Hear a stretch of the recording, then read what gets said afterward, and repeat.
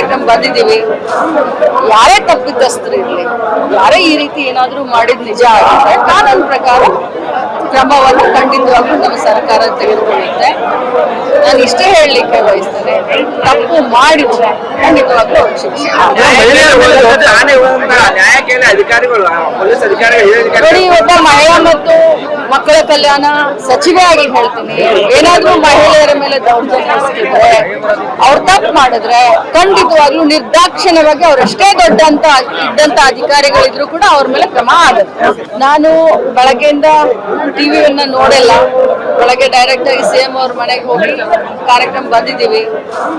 ಯಾರೇ ತಪ್ಪಿತಸ್ಥರು ಇರಲಿ, ಯಾರೇ ಈ ರೀತಿ ಏನಾದರೂ ಮಾಡಿದ ನಿಜ ಆಗಿದ್ರೆ ಕಾನೂನು ಪ್ರಕಾರ ಕ್ರಮವನ್ನು ಖಂಡಿತವಾಗ್ಲೂ ನಮ್ಮ ಸರ್ಕಾರ ತೆಗೆದುಕೊಳ್ಳುತ್ತೆ. ನಾನು ಇಷ್ಟೇ ಹೇಳಲಿಕ್ಕೆ ಬಯಸ್ತೇನೆ, ತಪ್ಪು ಮಾಡಿದ್ರೆ ಖಂಡಿತವಾಗ್ಲೂ ಅವ್ರಿಗೆ ಶಿಕ್ಷೆ.